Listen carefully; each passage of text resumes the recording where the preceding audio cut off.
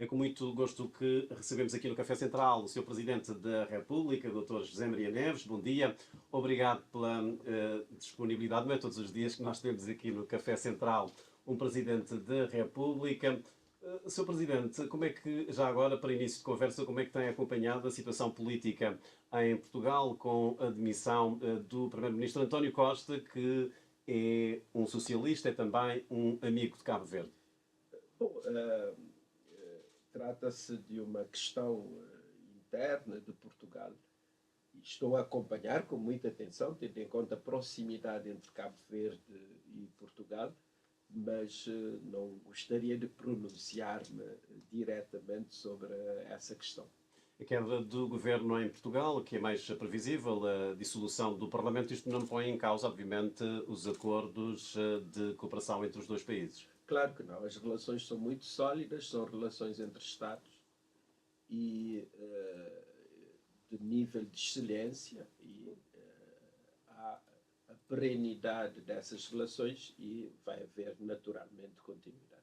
Algumas ilações que podemos retirar desse episódio, uma simples frase num comunicado do Ministério Público acaba por ditar essa demissão de António Costa. Assim é a democracia.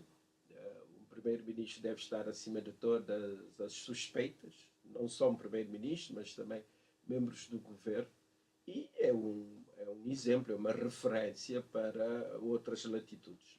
O Sr. Presidente da República tem estado nos últimos dias no centro da agenda mediática. O Presidente não governa, é árbitro e moderador do sistema político. Não é oposição, mas também não é claque do governo. Estou a citar precisamente declarações suas. Tem procurado exercer uma magistratura de influência colaborativa, estratégica e positiva. O Sr. Presidente da República queixou-se nos últimos dias de não ter sido informado em pelo menos dois dossiês mais recentes, o sentido de voto de Cabo Verde na Assembleia Geral das Nações Unidas por causa da trégua humanitária e do projeto do novo Conceito Estratégico da Defesa Nacional. Na sequência das suas declarações, o Primeiro-Ministro veio a público dizer que não discute com o Presidente da República questões fundamentais do país nas redes sociais, sente que, de alguma forma, é uma crítica à sua forma de exercer a magistratura de influência, é uma crítica ao poder da palavra de que goza o Presidente da República? Bom, eu não comento as declarações do Sr. Primeiro-Ministro, mas devo dizer que o Presidente da República, enquanto árbitro e moderador do sistema político, não pode fazê-lo na clandestinidade. O árbitro não pode apitar apenas no balneário. Tem de poder, publicamente, quando for necessário, chamar atenção para as coisas. É esse o meu estilo e é essa a forma de atuação do Presidente da República, e é esta a proposta que eu fiz a todas as cabo-verdianas e a todos os cabo-verdianos, ser um presidente presente e atuante. E é nessa linha que eu vou continuar a trabalhar. Na altura, lembro-me já agora de um outro episódio, quando devolveu, digamos, esse projeto para a criação do Fundo Soberano com ressalvas. Houve alguns analistas que disseram que o Presidente devia discutir estas questões, digamos, em privado com o Governo, nomeadamente nos encontros quinzenais com o Primeiro-Ministro. Foi o que eu fiz. Há muitas questões em relação às quais não falo publicamente. Devo dizer-lhe que nos encontros chamou atenção para determinadas questões que são mais sensíveis da vida política nacional e do ponto de vista político-institucional, e que não falo publicamente. Há aspectos relacionados com as Forças Armadas, por exemplo, com o desempenho de determinadas instituições públicas, com determinados dossiês mais delicados, e o Presidente da República deve ter a necessária prudência, a necessária cautela para não falar dessas questões publicamente e chamar a atenção do Sr. Primeiro-Ministro, do Governo, em espaços próprios. Lembre-se que relativamente, por exemplo, ao Fundo Soberano, falei com o Sr. Primeiro-Ministro e ele deu declarações públicas a dizer que tinha ouvido as preocupações do Presidente da República e que iria agir nesse sentido. Só que depois, no Parlamento, o governo e os deputados da maioria acabaram por ter uma posição diferente daquela que foi anunciada pelo primeiro-ministro. E esse fundo soberano ficou, portanto, fora da alçada de supervisão do Banco Central. Claro, eu acho que por uma questão de prudência devia ficar sob supervisão do Banco Central. A maioria assim não entendeu, mas ficou a chamada de atenção do Presidente da República. A sociedade sabe qual é a posição do Presidente da República relativamente a esta matéria. Sr. Presidente, nos dois casos que já aqui fizemos referência, o veto de Cabo Verde nas Nações Unidas e agora o novo conceito estratégico de defesa nacional, ficou esclarecido com as explicações primeiro do Ministro dos Negócios Estrangeiros e depois da Ministra da Defesa. Parece-me que o que sobressai é que não há aqui, digamos, desentendimentos em relação aos poderes e as competências constitucionais dos dois órgãos de soberania. Não há. Carlos Santos, eu fui primeiro-ministro durante 15 anos. Conheço muito bem o sistema de governo cabo-verdiano e conheço muito bem os poderes de cada órgão de soberania. E também negociei a própria revisão da Constituição de 2010. De modo que, relativamente a essa questão, não há dúvidas. Trabalhei com 3 presidentes da República, Mascarenhas Monteiro, Pedro Pires, e tive a coabitação normal, natural, com o presidente Jorge Carlos Fonseca durante 5 anos. Portanto, não foi um lapso quando na noite eleitoral disse que ia fiscalizar os atos do governo? Não foi. Não foi nenhum lapso. O presidente acaba por fiscalizar atos legislativos do governo. É claro que o governo não depende politicamente do presidente e, portanto, o presidente não tem o poder de fiscalização de mérito das ações do governo. Quem governa é o governo. O presidente da República não é governante, mas se fizermos uma leitura sistemática da Constituição, vamos ver que há necessidade de uma colaboração estratégica entre o governo e o presidente da República, tendo em conta os poderes de cada um e tendo em conta o facto do presidente da República ser eleito diretamente por maioria absoluta dos cidadãos eleitores cabo-verdianos e ter poderes relevantes que pode exercer. E devo dizer-lhe mais, tenho feito tudo para cooperar com o governo. Vou dar-lhe só um exemplo. O orçamento de 2022 chegou às mãos do Presidente da República no dia 23 de dezembro, para entrar em vigor no dia 1 de janeiro. O Presidente da República tem 8 dias até 8 dias para suscitar a fiscalização preventiva da constitucionalidade. Portanto, e até 30 dias para promulgar. Mas se eu fosse rigorosamente cumprir os prazos, o orçamento não entraria em vigor. Tive que agir, trabalhar os meus colaboradores também arduamente, e no dia 31 de dezembro, 8 dias depois, já tinha promulgado o Orçamento do Estado. Há dias recebi um diploma do governo e o governo pediu-me para promulgar esse diploma em 24 horas, porque senão o país ficaria sem cumprir um requisito essencial para ajuda orçamentária. Menos de 24 horas. Tivemos que analisar o diploma para colaborar. Está aqui em causa o quê? o interesse do país. E o Presidente da República deve ter a responsabilidade de, sobretudo, defender os interesses do país. E neste caso, o que é que eu fiz? Em menos de 24 horas, promulguei o diploma para poder apoiar o governo e apoiar o país na resolução de um problema essencial. Então, são essas questões que devem merecer a atenção daqueles que ocupam elevadas responsabilidades a nível do país. O senhor foi chefe de governo durante 15 anos, pôs em marcha uma agenda de transformação do país com os resultados que os cabo-verdianos conhecem, e toda essa experiência acumulada, todo esse arcabouço, por vezes, de facto, não há essa tentação de querer indiretamente governar. Já ouvi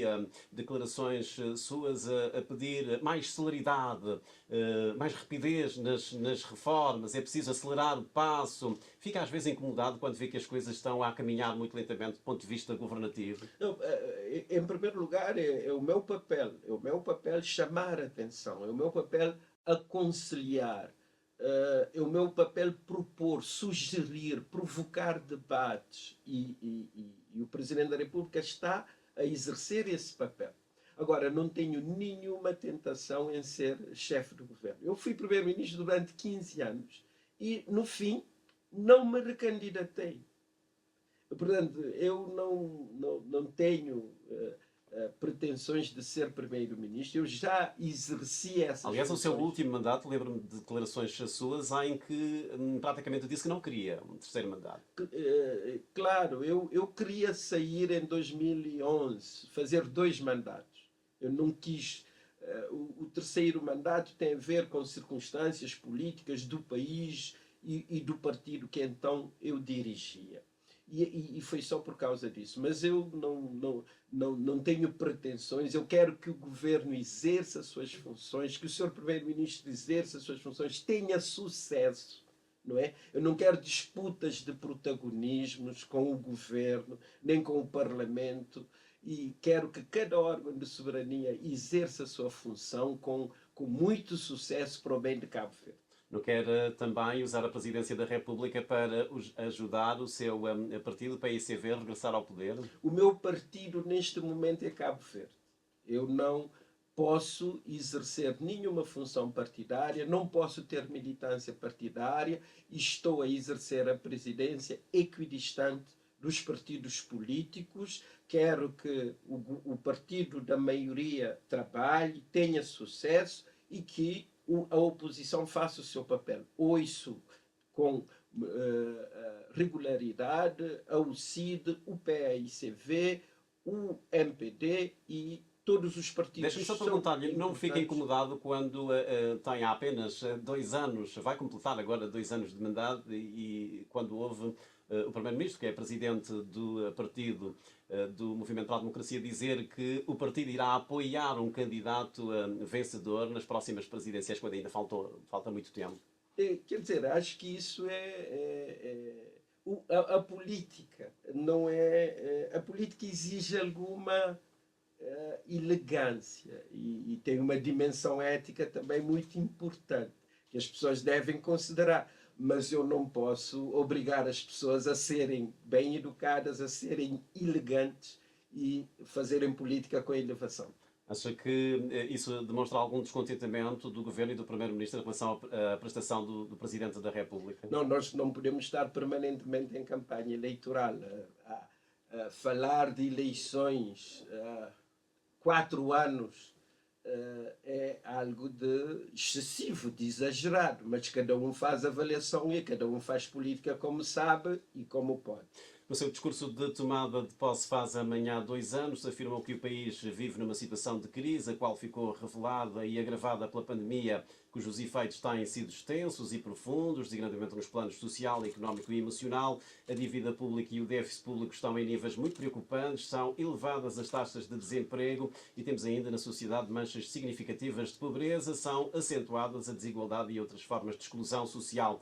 2 anos depois, é esta a radiografia que o Sr. Presidente da República faz do país? Essas preocupações ainda se mantêm, de tal modo que o governo, em vários momentos, tem dito que tem um programa para a erradicação da pobreza extrema e também para uma gestão adequada da dívida e do déficit. É claro que depois, com as guerras, particularmente a guerra na Ucrânia e agora o recrudescimento do conflito na Palestina, a inflação tem sido corrosivo para o poder de compra, sobretudo das camadas mais desfavorecidas da população, mas tem havido um esforço nacional para responder a esses desafios e tenho acompanhado com atenção as medidas que o governo tem tomado para mitigar os efeitos da crise no plano internacional, com reflexos aqui em Cabo Verde. Na altura apelou ao reforço, digamos, de um juntamon, uma empreitada que concitava a união de todos os esforços dos cabo-verdianos. Esse juntamon para o desenvolvimento do país de facto, está a acontecer, há um envolvimento de todas as competências, de todas as vontades nesta caminhada rumo ao desenvolvimento? Carlos Santos, nós fazemos a política em Cabo Verde ainda de forma muito bruta. O jogo político aqui é bruto. Estamos permanentemente em campanha. Há uma excessiva polarização. Então o debate ainda é raso, é fulanizado, é um debate muito crispado, não é? Porquê é que isso acontece? Já agora, do seu ponto de vista, falta-nos cultura política, maturidade política? Falta-nos alguma serenidade, alguma maturidade. Temos que reforçar a confiança mútua entre os partidos. Temos que saber dos limites. Mesmo que nós tenhamos maioria absoluta, temos de saber que há limites que não devem ser ultrapassados. E tem que haver também disponibilidade para o diálogo, para a mobilização de todos. Isso falta muito.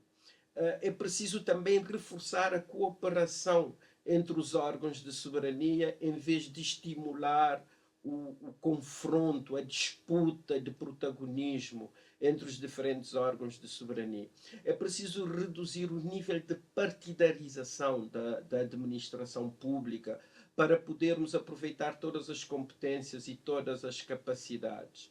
E é nessa linha que eu tenho chamado a atenção nas minhas intervenções para reaprendermos a discordar, para reaprendermos a discutir e para melhorarmos o processo de formação das políticas públicas, não só a eficiência na execução, a eficácia dos resultados, mas sobretudo mais sofisticação.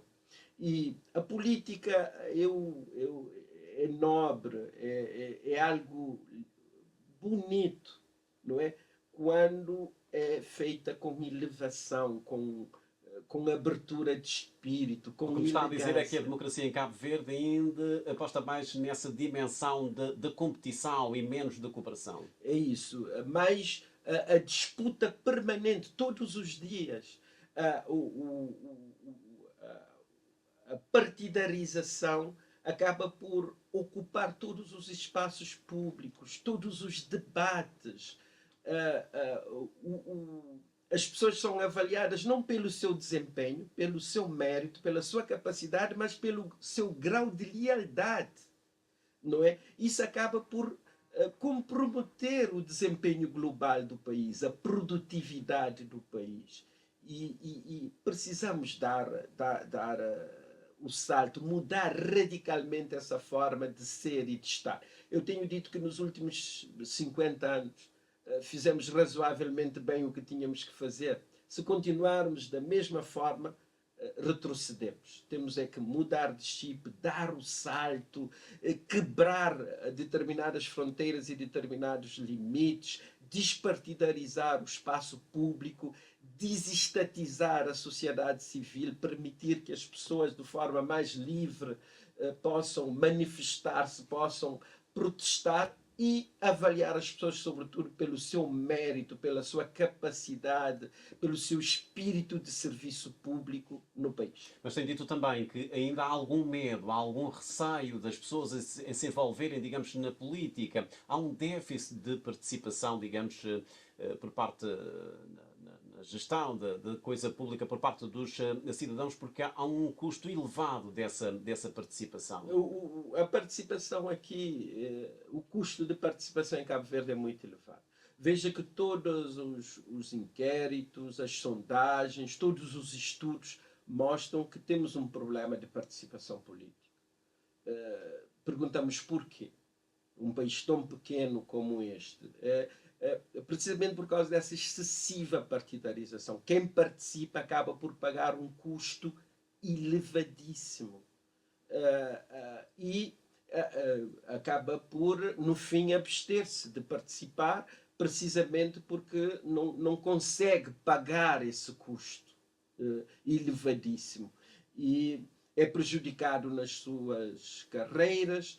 A gente que diz, hoje eu tenho um filho ainda para ter uma bolsa, eu não vou participar, o meu filho ainda não conseguiu o emprego, tenho propinas em atraso, é melhor não me envolver. Mas é Porque curioso que senão nós estamos em democracia, não é? posso ser prejudicado. Então, esse ponto é um ponto que precisamos claramente resolver, reduzir a tensão política em Cabo Verde e criar melhores condições de diálogo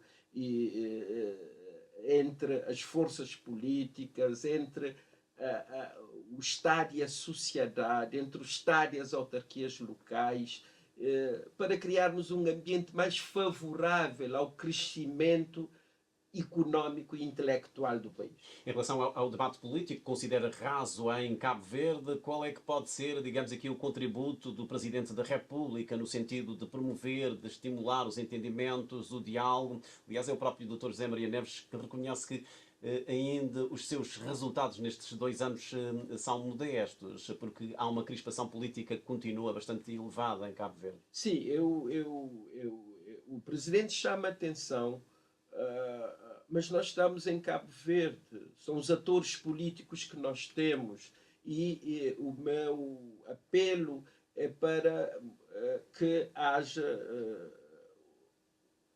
a criação de melhores condições de fala, para que os diferentes atores políticos consigam efetivamente elevar o nível da sua participação e abrir novas possibilidades de participação dos cidadãos e da sociedade civil. O Sr. Presidente da República ficou decepcionado pelo facto de o Parlamento não ter avalizado, não ter aprovado o projeto de resolução para a comemoração oficial do centenário da Amílcar Cabral. Fiquei triste. Amílcar Cabral é uma grande figura da história de Cabo Verde, da África, da humanidade, deu um enorme contributo para a libertação. Portanto, é incontornável que se celebre os 100 anos de Amílcar Cabral. Cabral ultrapassa os partidos, não pode ser a apropriação de nenhum partido político, não pode ser a arma de arremesso político. Espero que, mesmo assim, a sociedade, as universidades, os cidadãos e mesmo o Parlamento e os outros órgãos de soberania venham a comemorar com dignidade os 100 anos de Amílcar Cabral. Veja que eu, quando assumi... A Presidência vai então associar-se a essas comemorações, ao programa da Fundação Amílcar Cabral? E há comemorações em outras partes do mundo. O Presidente da República de Cabo Verde já foi convidado, vou estar presente em várias outras comemorações no mundo. E eu acho que é importante. Veja, quando eu assumi o governo, logo em 2001, comemoramos os 100 anos do nascimento de António Aurélio Gonçalves. Em 2002, os 100 anos do nascimento de Jorge Barbosa. Atribuímos o nome do Auditório Nacional, Jorge Barbosa. E espero que venhamos a comemorar com muita dignidade os 500 anos da criação da Diocese de Santiago de Cabo Verde, e que em 2036 os cabo-verdianos possam comemorar também com muita elevação os 100 anos do nascimento do movimento claridoso. as grandes figuras, os grandes momentos da história de Cabo Verde devem ser considerados, devem ser momentos de celebração, sobretudo para referenciarmos aqueles que tiveram um papel muito importante na construção deste país. Amanhã o Sr. Presidente da República terá um encontro alargado com jornalistas, precisamente para fazer o balanço destes 2 anos de mandato. Pergunto-lhe se ainda está descontente com a comunicação social, sobretudo a comunicação social pública, e se considera a defender que há um retrocesso ao nível da televisão de Cabo Verde. Não, eu não disse que eu não tenho problemas com a comunicação social. Eu sou muito amigo da comunicação social. E eu, quando assumi o cargo de primeiro-ministro, havia muita crispação. E os ministros muitas vezes chegavam tensos a dizer: a rádio não fez a cobertura das minhas atividades, a televisão. Eu dizia: não, temos de ter calma.